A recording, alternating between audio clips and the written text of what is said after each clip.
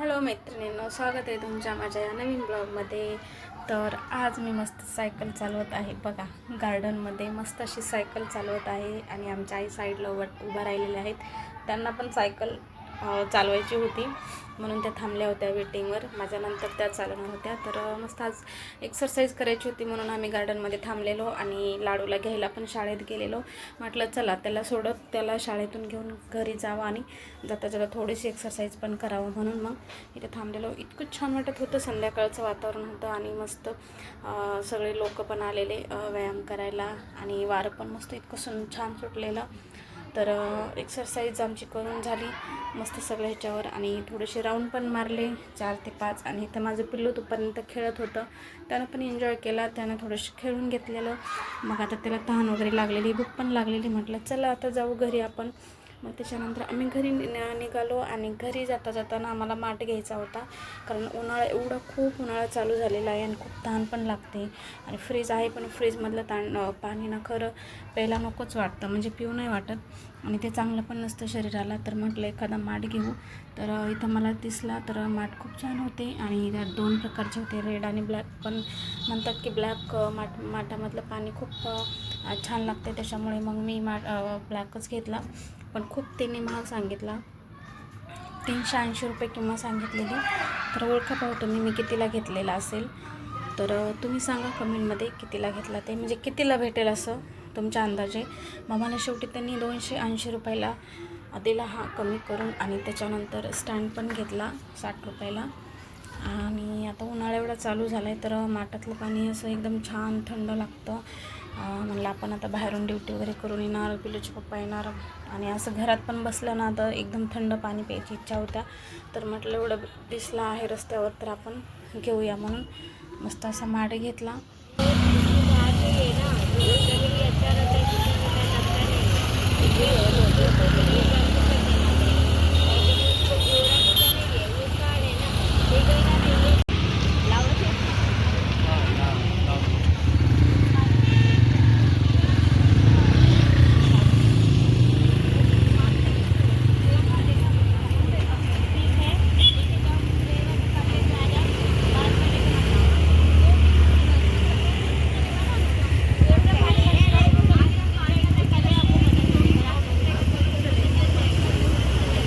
मग घरी आल्यानंतर मस्त असं टरबुजावर ताव मारला.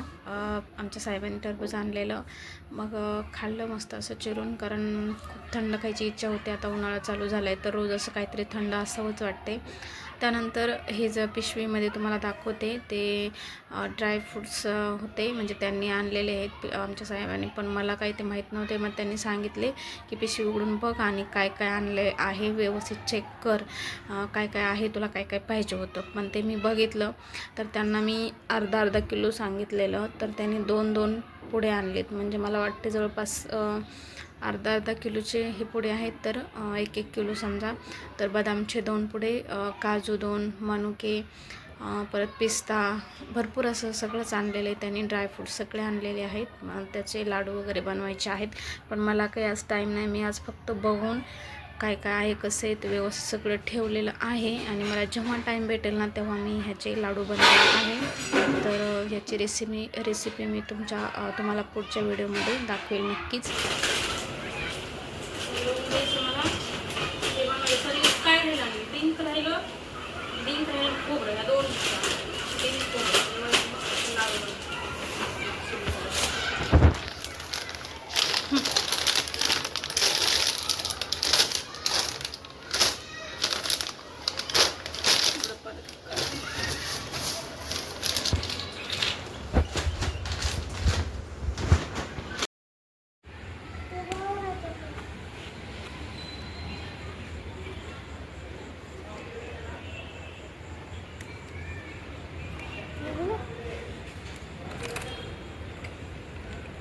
तर इथे आम्ही मस्त जेवण करून खाली आलेलो. आणि लाडूची सायकल थोडीशी खराब झालेली आणि त्याच्या पप्पाच्या मागं तो 4 दिवसापासून लागलेला. शेवटी पप्पाला त्याच्या आज मुहूर्त लागलं सायकलीला बाळाच्या हात लावायला. आणि मग त्यांनी ती चैन वगैरे बसवून दिली आणि मग त्याची सायकल नीट झाली आणि तो खुश झाला. चला बाय. कसा वाटला माझा ब्लॉग नक्की सांगा कमेंटमध्ये. Bye bye.